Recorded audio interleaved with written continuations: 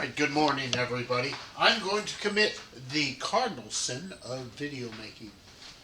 I'm going to show you the back of my head. I'm going to show you the back of my head a lot. Okay, now let's get some of this cleared away. I'm looking for a specific color. Oh, here it is. On the floor. Okay, it's a cold, wet, rainy day. And I don't feel like working on a car because all my joints hurt. I also still am suffering somewhat from the fiberglass inhalation I had when I cut the opening in the hood. Remember this, and I say this, whenever you cut fiberglass, whenever you grind fiberglass, you must have a fan to your back so it blows past you. Okay, and that was my biggest mistake. Hang on, let me do one. This is my second biggest mistake, and that is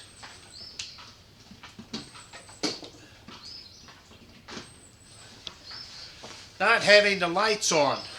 Okay, the lights probably didn't do that much for the video, but who cares? Okay, I want to cover something that's very important to all of you, whether you know it or not. It's very important.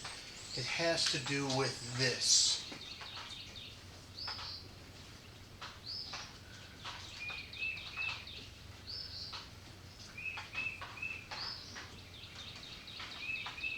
Oops. Okay.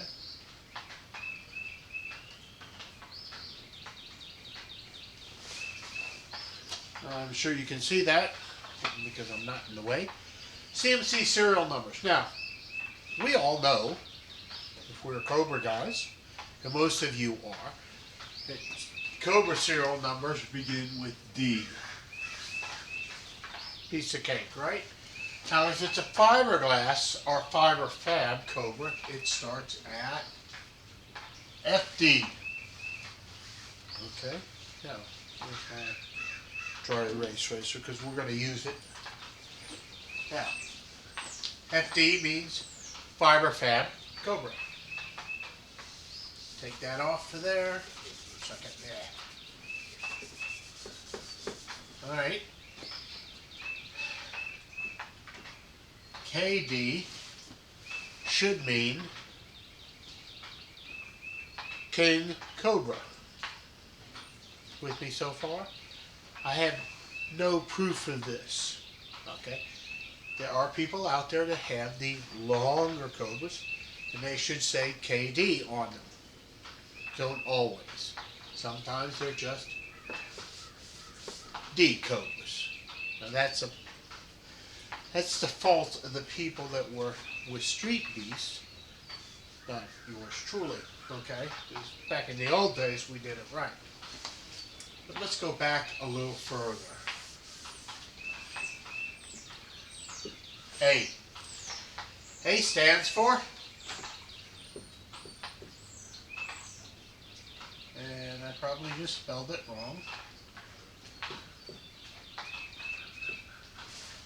I know I spelled it wrong. Aztec 7. And there's my 7. The car that was built with the Lamborghini Miura, I know I'm saying that right now, windshield. Okay, alright, there you go. Well, if you have a car that says A and a certain number, it's an Aztec 7 with, that came from Classic Motor Carriages, and you have a hard time replacing that windshield. Now what is B? B's simple. Think about it. What would B be? B would be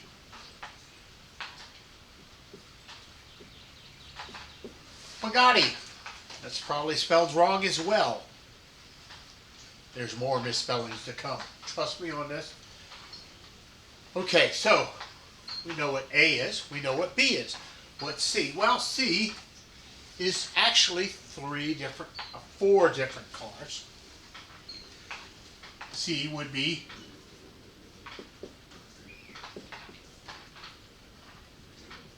Speedster, and there were 4 different variations of it. There was the regular Speedster, no deviation in the serial number. Okay? There was the Speedster C, which was the race version, and there was the 359, still considered a C because it was built off of the basic tub of the 356 Speedster.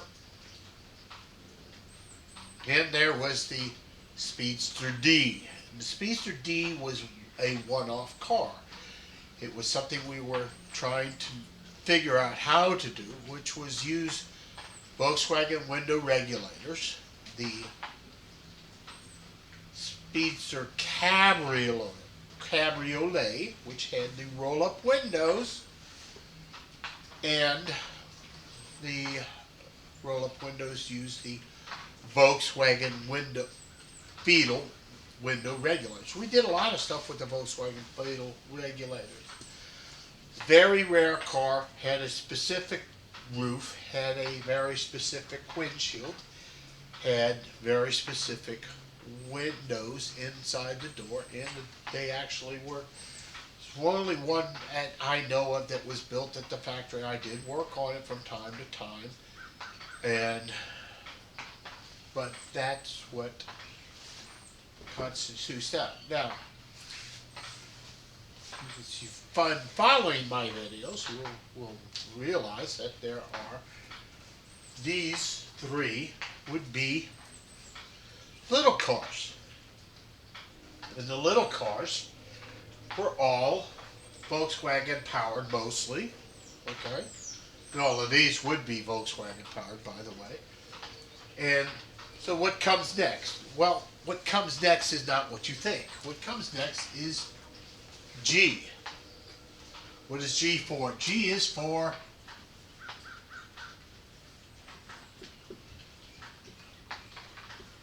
Gazelle. So why isn't the D in there? Because they skipped it. Why isn't the E in there? Because they skipped it too. Why isn't the F in there? They skipped that as well. We're going in order of building. So, after the Gazelle, what comes next? Well, what comes next would be the T. What is the T car? The T car is the MG TD. Or the MG, yeah, no, it's an MGTD, it's not an MGTC. Now, still, all of these cars are the little cars, and all of these, except for these last 2, could be built with Volkswagen engines. So, we have here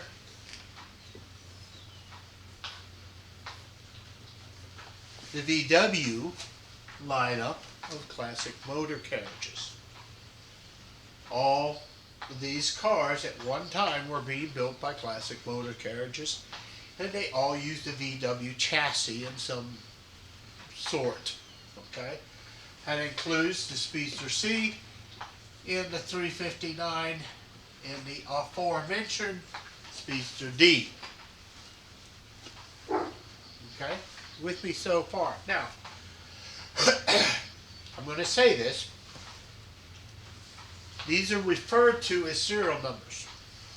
Now, it's very possible, and I have not proven it yet, that these were actually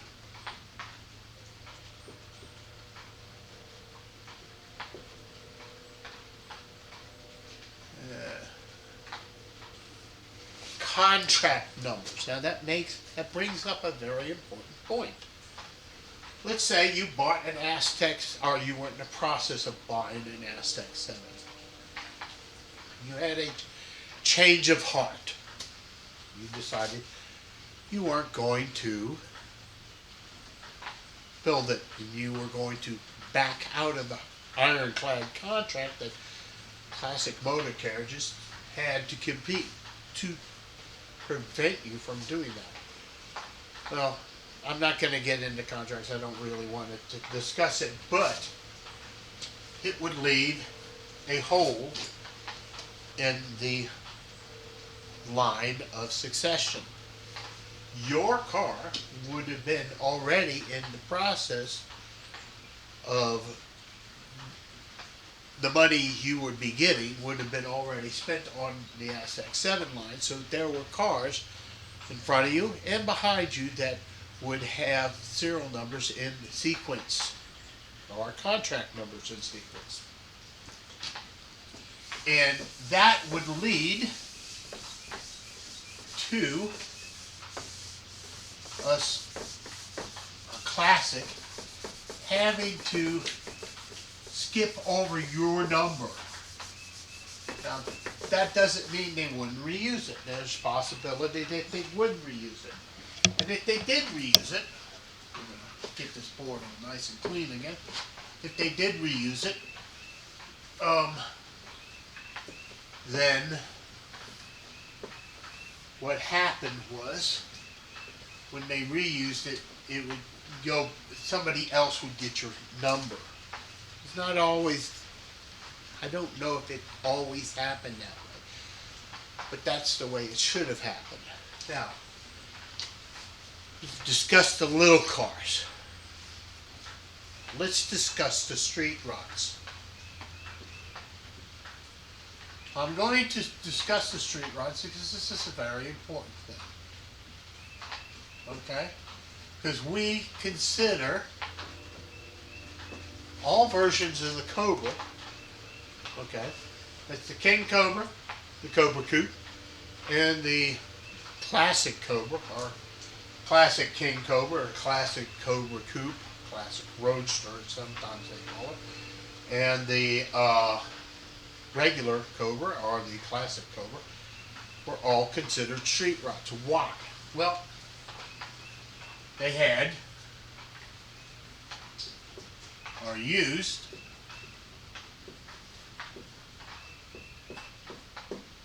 Mustang 2 front suspensions. Now, there was a big push in the 70s and 80s to go to the Mustang 2 front suspension on all street rods.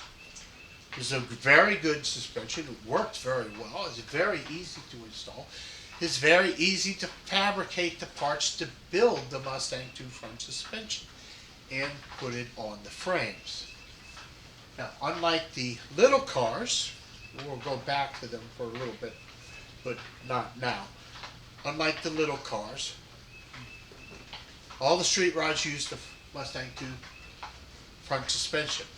It also used what we call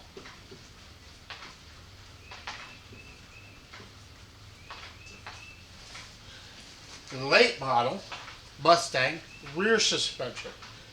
And we did this because at the time, you may remember, we were building the Tiffany's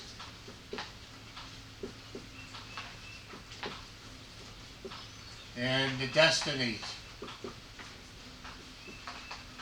The giant, my handwriting's going to hell.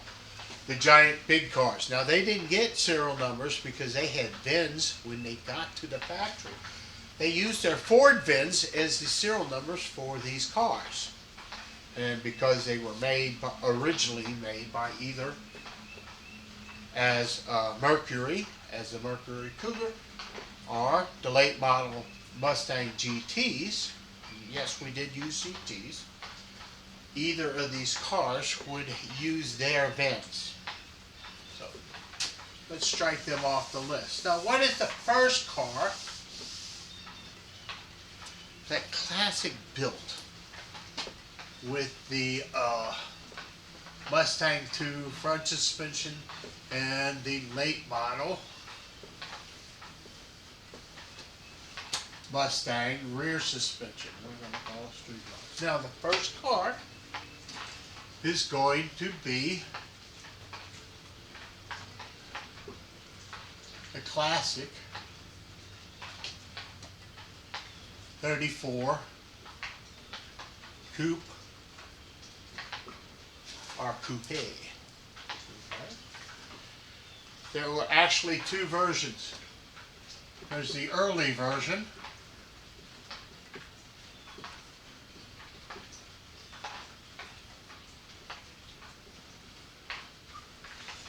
or as I like to call it, and this is what I call it. The reason I call it this is it's very easy to explain. We call these the Mark 1, or I call them the Mark 1s. Mark 1s were very hardcore to build. Relatively hard, okay? The bodies moved around a lot. So to get the body straight, it was to get the bodies in perfect position, you had to slowly tighten things down until they got to where you want them to. That was one of the biggest problems with them. That and the side panels for the engine, the hood, and the grill shell did not fit very well. The side panels did not fit because they were molded off of sheet steel that had never been installed on a car. I know, sounds horrible. Which means you had to literally warp them to the body while you were putting them on. Now, we've talked about the customer car that I built. It was a yellow car. I built it for a gentleman in Miami. He was a very great, very generous gentleman. And he gave me all of his Cobra books, which allowed Classic Motor Carriages to build the Cobra. It also allowed for Classic Motor Carriages to go back and redesign the entire body, frame, the works, the whole shooting match. There is no parts. When we're talking parts, we're talking about. There's no factory-made parts that cross from this car, the early version, to the late version. Two entirely different cars. Okay, but what was its number? Anybody want to guess? All the serial numbers for the early version, the Mark 1s, and the late version, the Mark 2s, use the letter R. With me so far. I'm going to skip around a little bit. Here we go. Ready for the big skip? The big skip comes next. What was next in line on that? Well, there's the designator. The designator was going to be the. That would be the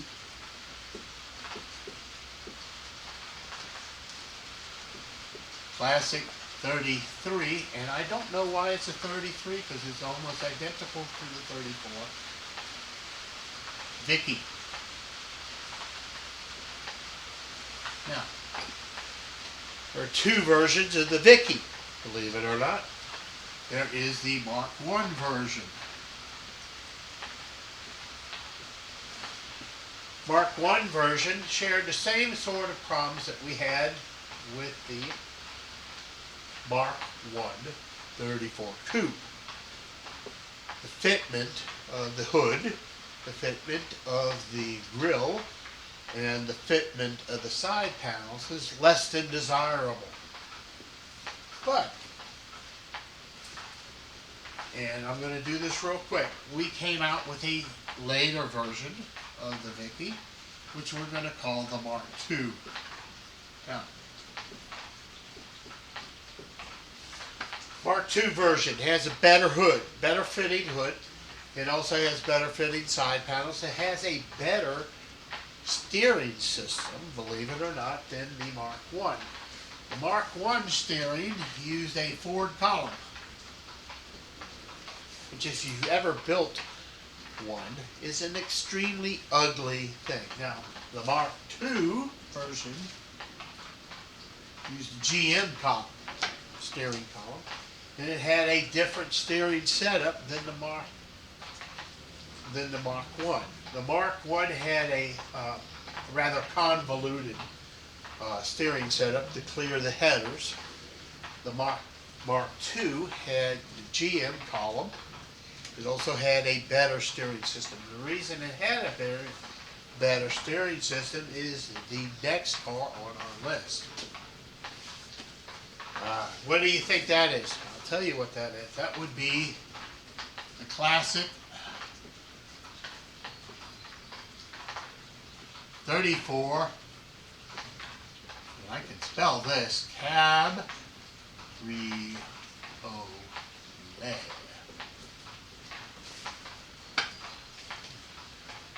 When we built the classic, or rather, when I built the classic 34 Cabriolet, I improved the steering because I said, let's go with the GM.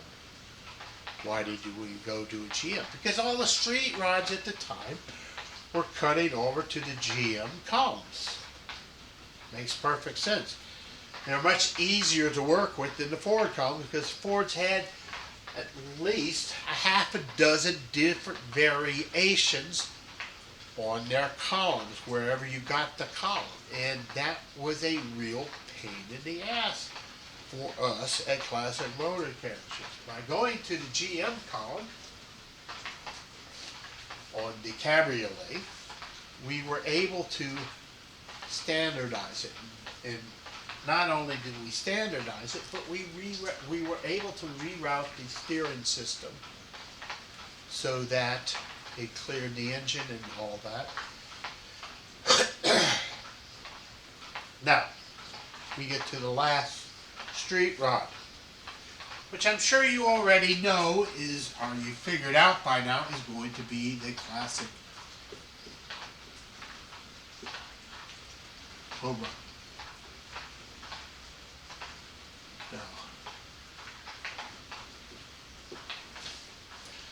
the classic Cobra came in 3 versions. We've already discussed that. And it should have been, probably wasn't, it should have been the D,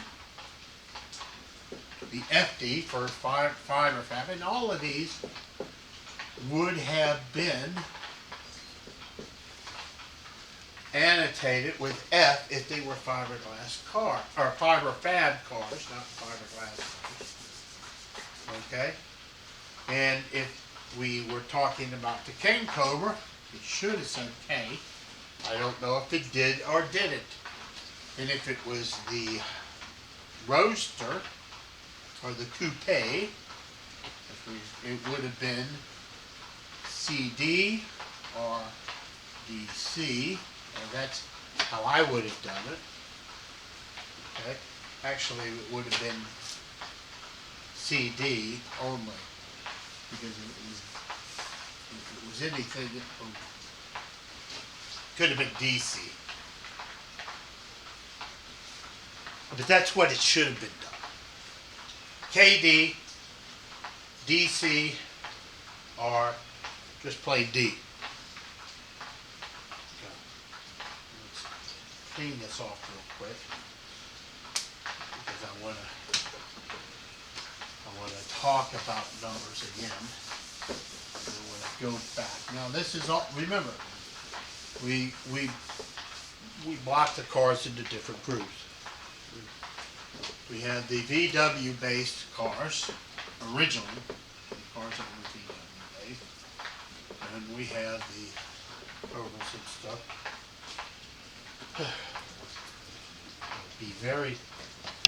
Use this very sparingly because it takes a while for this to dry. Okay. Put this back to where we were.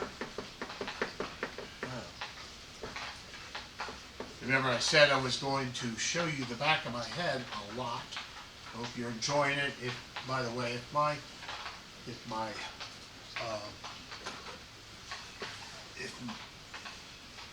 barber wrote any sort of nasty messages in the back of my scalp with razors and whatnot, please don't tell me. Okay? Give that a little bit longer to dry.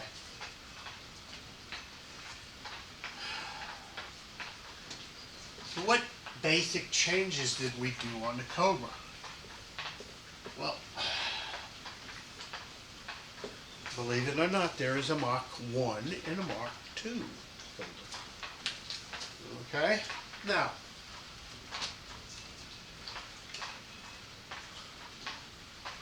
the Mark 1 Cobras would be the very early production ones. Okay? They have a frame rail, like here, with two slotted holes for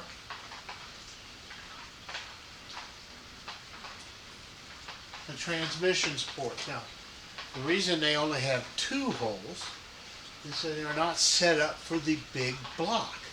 So if your car, and I'm going to use a person's specific number, is FD001, and you know who you are, okay, you should have an early Mach 1 Cobra. And the Mach 1 Cobra has these plates that the transmission supports bolts to, and those plates only have two holes in a row. Okay? It's because the transmission support went basically just like that. Put our famous. And that's how it looked. Well, what else would be different about the fiberglass? About the Mark 1 Cobra. Well, the Mark 1 Cobra had a defect in the body. And this is exaggerated, so don't make, and I can't remember, the hood, or the trunk at least, matched the lip at the back. Well, the lip was higher on one side and lower on the other side. This, by the way, appears on a lot of different Cobras. It's very, very small. Most people can't see it, but it does exist. And a lot of the early Cobra kits, not ours, but other ones, also had the same defect. We used an early Cobra body to manufacture our Cobra, or at least to mold it. This had the defect. Now, I haven't been able to prove this, but it's also said the headlights were lower on one side and higher on the other side. And that's because Carl Shelby once destroyed it, or once said that the body work that came out of AC factories looked like it had been done by a bunch of dwarves in a hidden forest somewhere, and the headlights were actually lower on one side and higher on the other side, which leads me to think that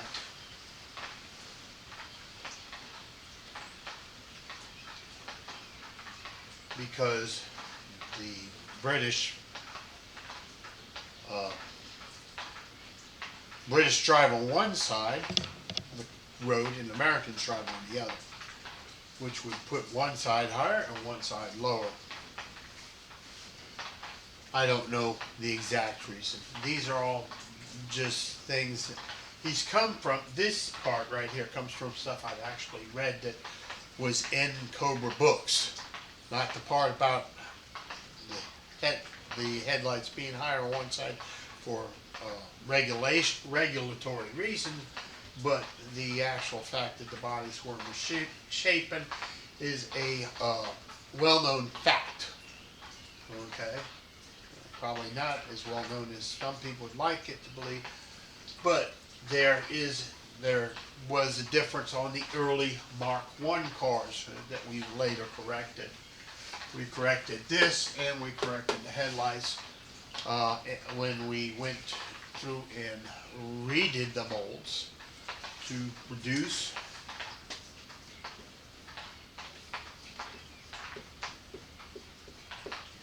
2. Okay.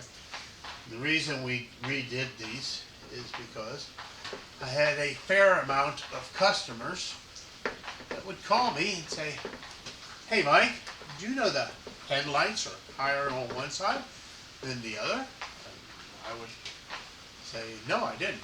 Let me look into that." And they would tell me the trunk was also higher on one side compared to the opening, or actually the opening was screwed up as well. So you got that little cant, actually I think it's like this. It's higher on this side, higher on this side in the rear than this side, and it's almost a quarter of an inch. You can't, unless you put a beam up to the back to measure it with a bubble level, you won't know it. What else did the Mark III get? Well, the Mark III got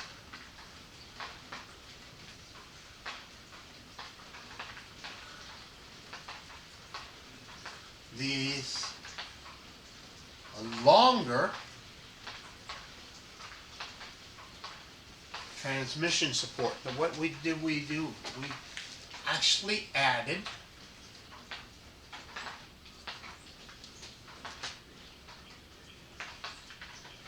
three transmission support holes on the Mark II. The Mark II had three. So how can you tell if you got a Mark I or a Mark II? If you have three transmission holes, transmission, that's where our support goes for the tail shaft of the transmission. If you have three sets of holes, you would have the three sets of holes, because the Mark II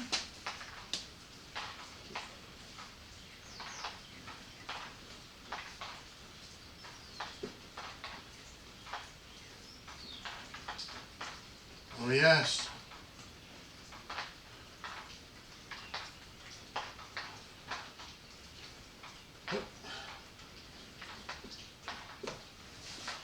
The Mark II is big block and Chevrolet ready. That's right. The frame for the Mark IIs, okay, and they did have the subtle body modifications done to them, was set up so that we could put a big block or we could put a Chevrolet motor in it. I actually never built a Chevrolet version of our Cobra. However, we did set up an engine in one of our Mark II chassis, put the body on it, and we created the side pipes for the Chevrolet motor for a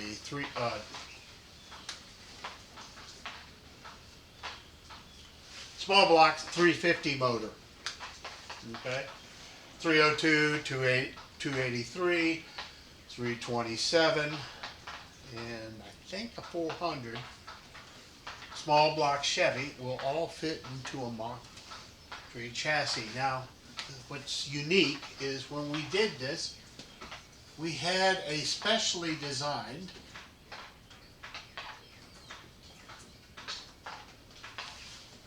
transmission support plate. And the transmission support plate that we used could fit a number of different transmission rubber mounts, and it had approximately 8 holes. No, 1, 2, 3, 4, 5, 6, 7, 8. Yes, 8 holes. This is the chain transmission plate that you would get if you had or bought a 34 Coupe, 33 Vicky, or a 34 Cabriolet. And this transmissions plate allowed you to put anything from a small block Ford to a small block Chevy to a big block Ford, and almost any transmission, including the T700, into the street rod family, and we used it on the Cobra. Bet you didn't know that. I get a lot of these cars, or I see a lot of these cars, and a lot of people say, well, I had to make my own transmission support. And I wonder what happened to their original. Because this was a lot, it took quite a lot of work to make this plate. We had to literally hang an engine into a frame, put on all sorts of different available transmissions, engine combinations to make sure that the engine mounts, or the engine frame brackets, which the rubber mounts attached to, and the transmission rubber mounts would fit, and that when you did this right, everything fit the way it was supposed to fit. Let's clean this off one more time. I'm about to have to take a break, and I think we're going to wrap this up real quick. I have to do one more of these today. I have a gentleman who is in the process of buying a Mark I street rod kit, and I'm going to be doing that for him. Hang on for a second. Let me take a break.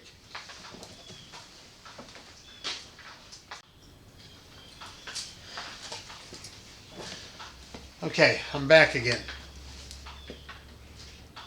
Alright, I'm going to cover one more car. This car was built at Street Beast and was never built by Classic Motor Carriages. W. What's W stand for, Mike? W stands for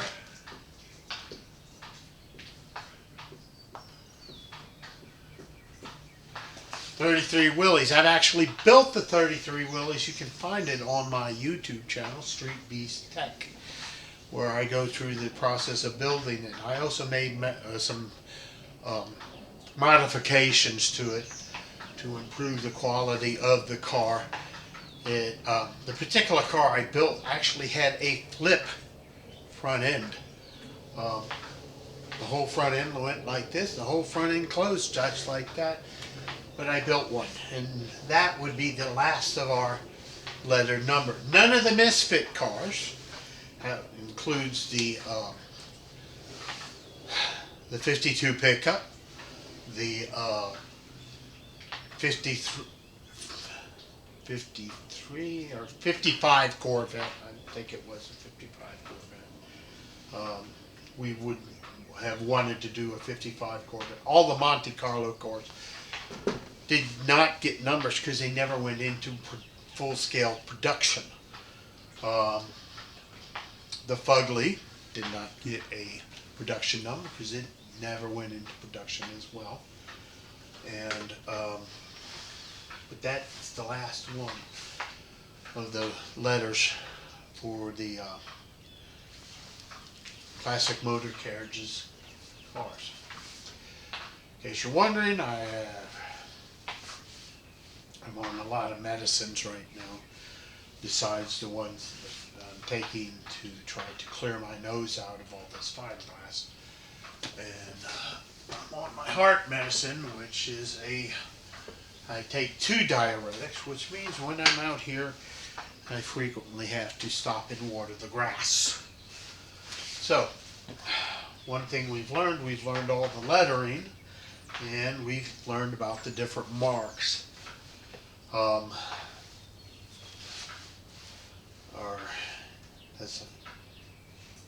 going to go back for a second to 2 cars, or 2 lines of cars. The Gazelle and the TD. Now the Gazelle and the TD got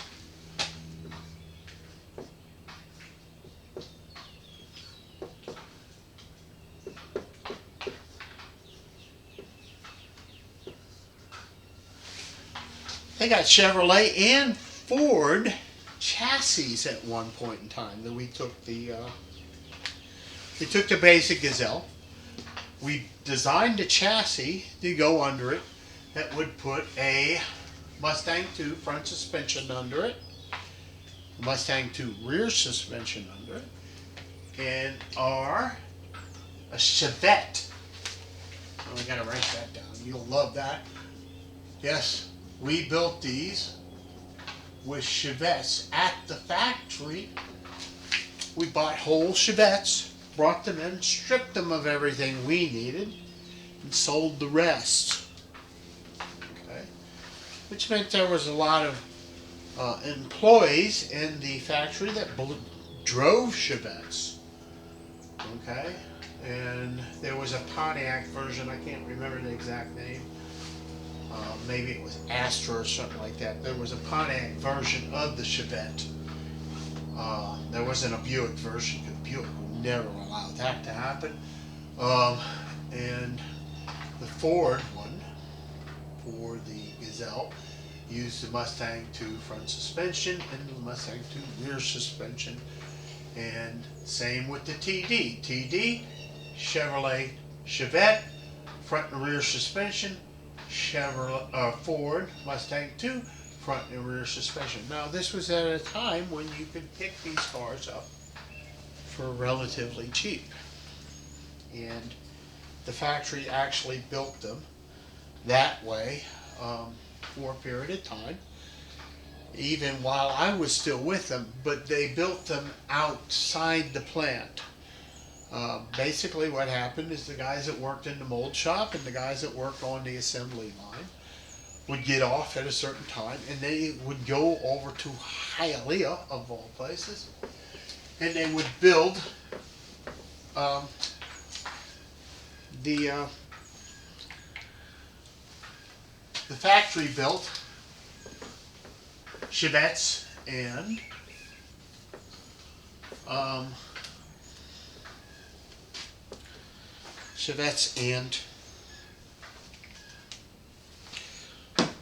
the factory built Chevettes and Ford cars at the mold shop that we had. We had a mold repair shop in Hialeah at one time, and the mold repair shop is where all the little cars that were built to factory specs, and you can always tell them because they have a lot of nice features added to them, especially the pinstriping is unique.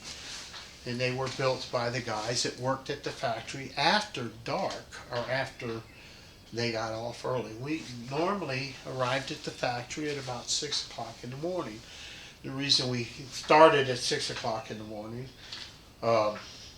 meaning you had to be there by 6, not that you arrived at 6. You started working at 6. We worked from 6 to 2, or 6 to 3. The reason we had a 30-minute lunch break, we had 2 10-minute breaks during the day. And we basically worked from like 6 to 9 and got a 10-minute break, and then worked from 9:10 to about 12, and then we had a 30-minute lunch break, and then we worked from 12:30 to, I want to say, 1:30, had another break in the afternoon, because by then the afternoons were getting hot. And working in Miami, in the humidity and the heat and the rain, of course, in the afternoon inside an unair-conditioned factory is murder. I mean, there's no other way to describe it. It's literally murder. So we got to take 2 breaks a day and work 30 minutes on the cars during that time. And I want to cover one other thing. I want to cover hinges. See if this is dry enough yet. Okay. Now, there's a gentleman who's thinking about buying a Mark 1 34 Coupe down in Miami. And I asked him about what his car, and he sent me pictures, and I discovered that he had a Mark 1 instead of a Mark 2. Well, let me show you why it meant a lot to me. Okay?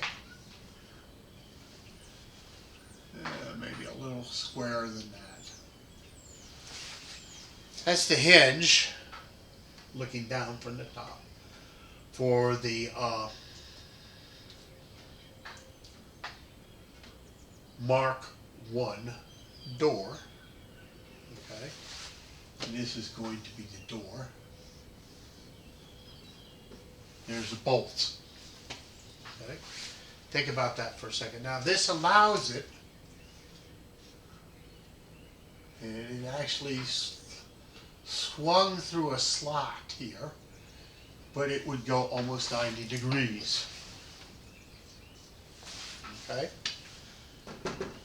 That was not repeated on the 33 Vicky.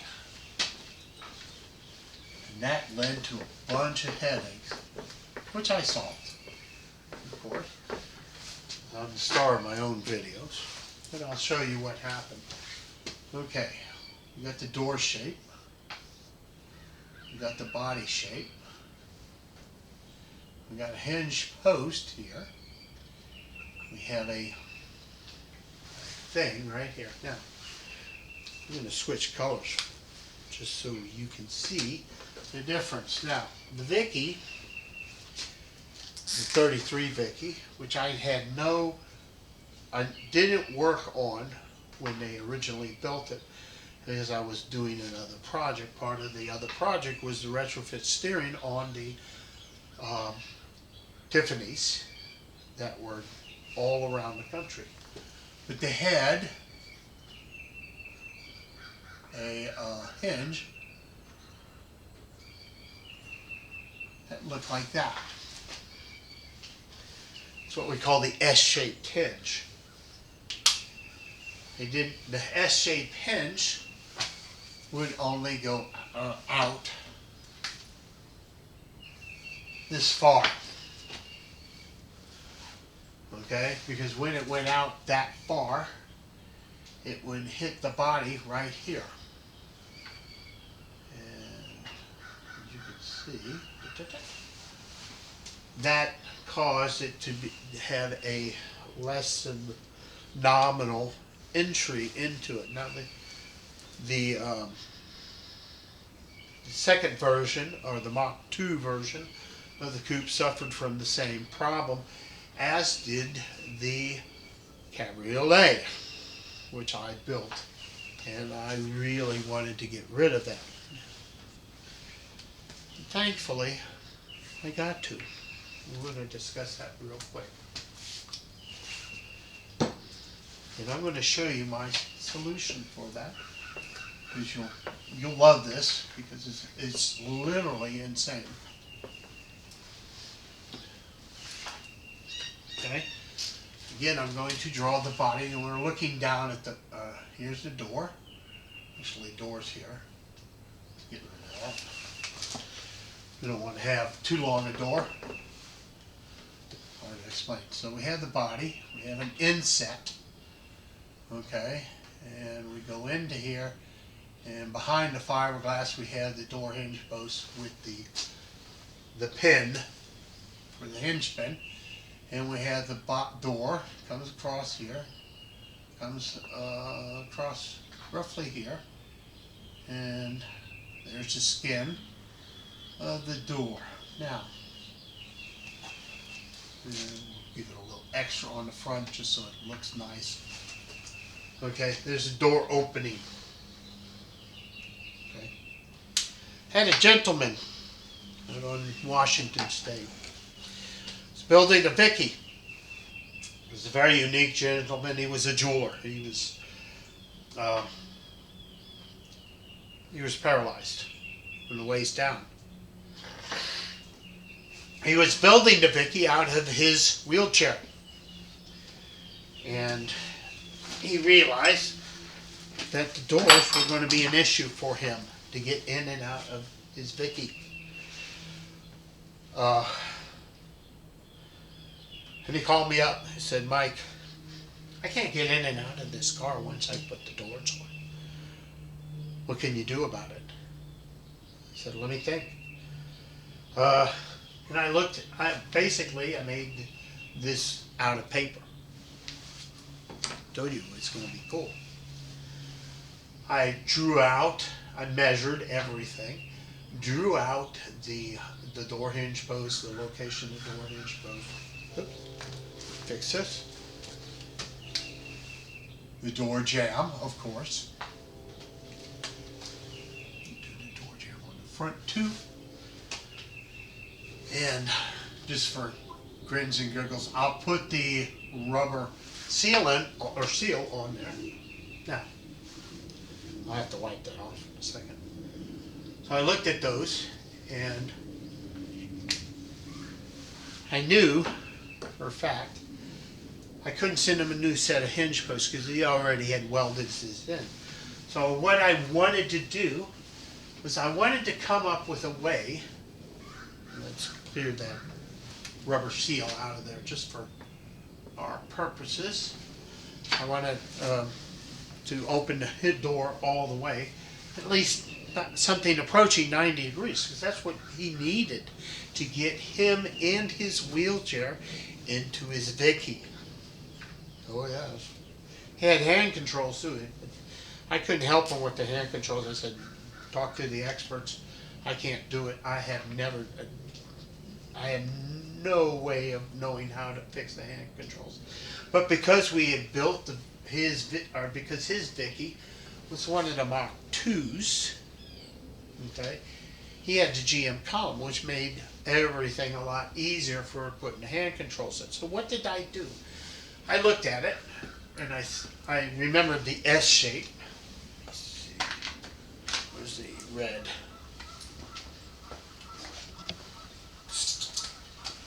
The S-shaped hinge went this way, over, and down. Probably went a little bit more than that, but for the instructional purposes of this video, we're going to go into that. And it was held in with bolts here and here, top and bottom. Okay. That allowed it to be adjusted fore and aft and up and down. Okay. Actually, basically, the up and down was controlled by the where you put the hinge post itself. And I have video of that on my Street Beast thing. Now, what I did was this. Making the thing, and knowing that I could not change this point here, I decided we were going to cut out, and the door should be further in, but just think about this as this door is fully flush with the face of the body, and that the hinge post has been cut out right here. Take out the red right now. This is no longer necessary. Okay. And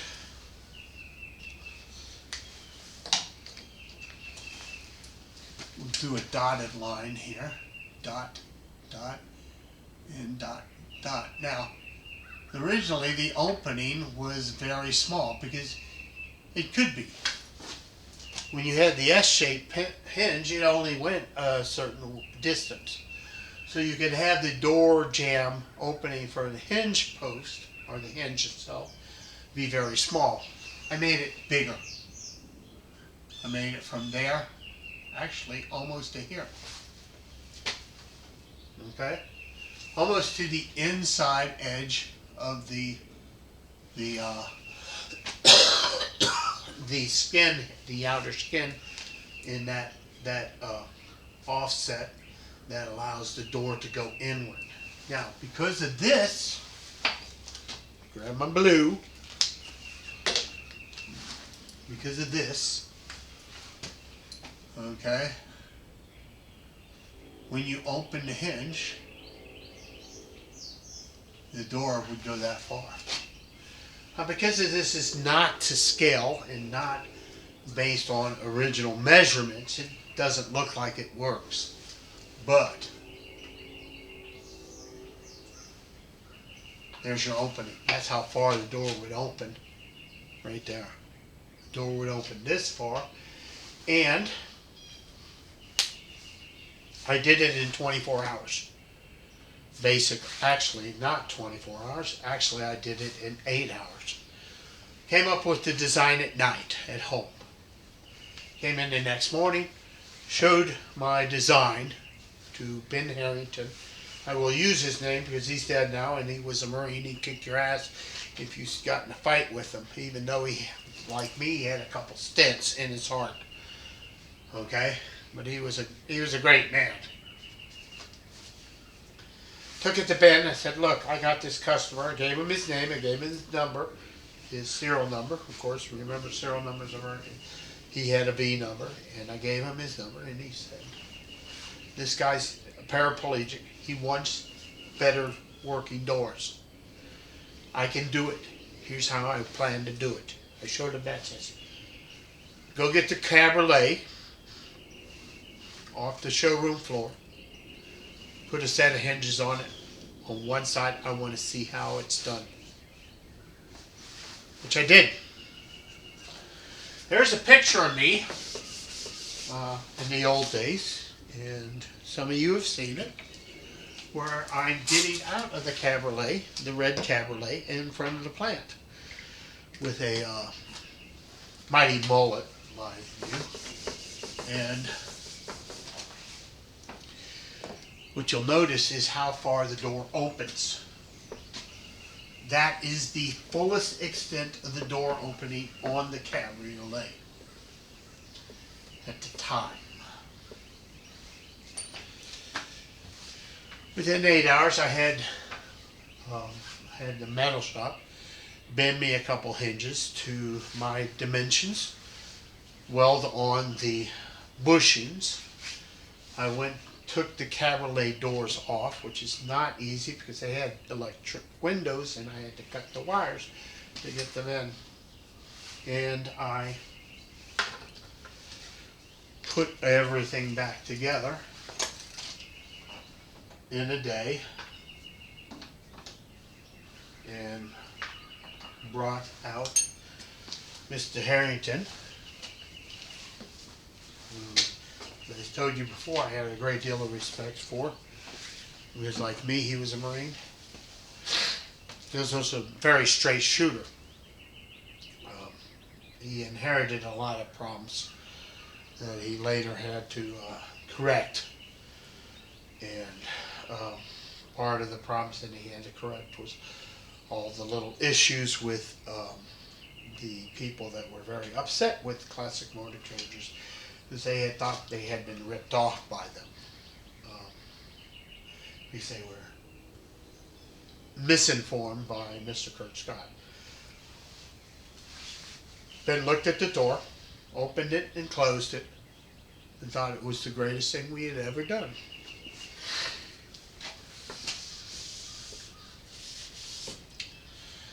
Said, send him out to first set.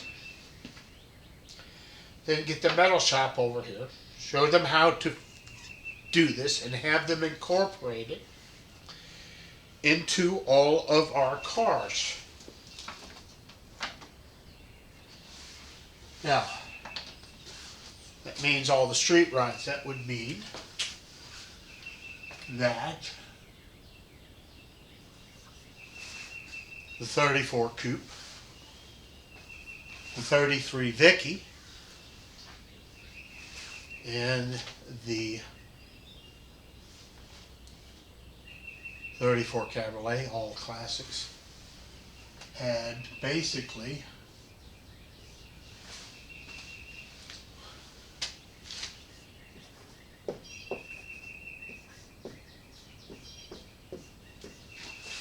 a Mark III version. Didn't think you didn't see that coming. Should have seen it from a mile away, but they did. After a certain point, all of our cars got these, got their hinges changed to this setup, and the manual was changed to reflect that setup with an insert, a couple pages. You got the page. You replaced the pages with the instructions for the Mach 3 hinges. They weren't called Mach 3, they were called the improved hinges. Okay? If you had a Mach 2 or Mark II Coupe, Vicky, or Cabriolet, you could get the hinges by just calling up classes and say, hey, these hinges don't work the way they should. And I would send them to you. And I did that with a number of customers. What you would not get is you would not get the door hinge posts. At the factory, we cut the door hinge posts ourselves and modified them in-house so that all the Mach 3s had the right hinges and the right hinge posts so that your doors would open up roughly 90 degrees. If you got a Street Beast car, remember all Street Beast cars were in the sandable white gel coat and were meant to be painted, you got Mach 3 hinges, and you got the doors that opened up almost 90 degrees. And I covered that in one of my Street Beast Tech videos that I have on YouTube. I actually put them on, and I even include how to limit their travel so that they don't swing far all the way back and touch the body. Stay good, because the door hinges work that good. Anyway, I don't know how long this is going to be. I'm going to try to splice these two together and send them out to you today. But that's what I wanted to talk to you about today. I hope the back of my head was better looking than the front of my head. I've got to the point where I don't care either way. It's cold out here and I'm tired and been standing up too long. I have a couple messages for the owner of the Cobra I'm building. One is I've hired somebody to give me a hand. He comes in when I tell him to. The other day he worked on the front suspension. There was a couple of areas that needed to be adjusted because the travel of the upper control arm was hitting the Mustang 2 front suspension, and there's a reason I think that's happening. I'm not so sure that this frame is original, or at least that part of it is original, because it doesn't look like what we used. Not a big deal to me. It shouldn't be a big deal to him. But I have repaired the frame. Actually, we're gonna grab the camera here. Close this up. Let's see. What I did is I beat this in with a rather large hammer so that this slip, which I also modified, slips right past it. And I did that on both sides. Okay, you can see how close it can get. This has actually been, the lip has been folded out. Everything's been painted, although he has to replace this disc. Now, let's go on to the next thing. As you probably notice, I have the side pipes and the headers on here, and I did a lot of work to get this on. Okay, including taking a hammer, beating these pipes in, and this is fairly common with any header, so that the pipes would go on. And you'll see that in the back right here, that's secured to the frame. It's just done with a simple screw-in bolt. I will tap it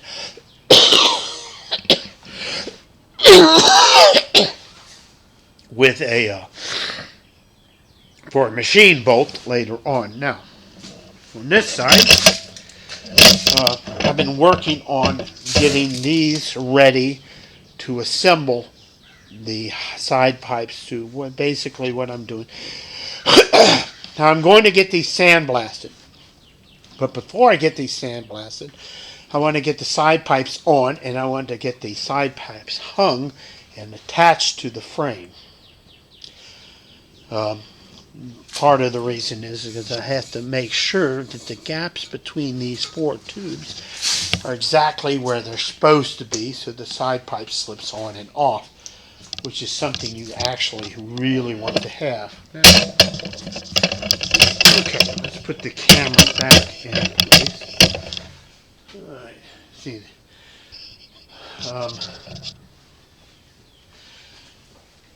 I'm very close to getting all this done to the point where that thing, the front cockpit liner, can be married to the frame. Once it's married to the frame, and by married I mean it's secured to the frame, I'm going to secure it to the frame first with self-tapping screws, which I will replace once we get the body on, with industrial rivets. And by industrial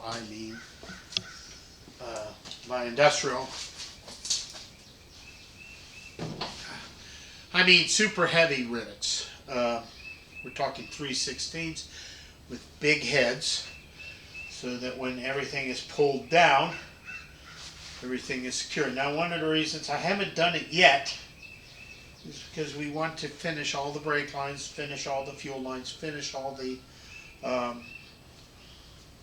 connections to the transmission and to the carburetor before everything is done. Something I really should be working on today, but I'm still suffering the effects of inhalation of a lot of fiberglass.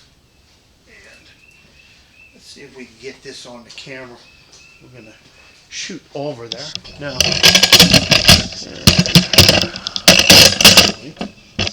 Walk around because I got an extension cord for my camera here.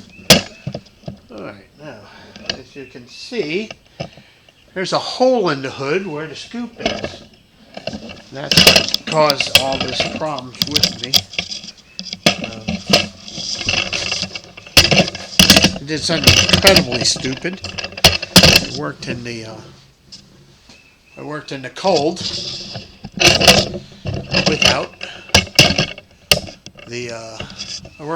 without the fan on.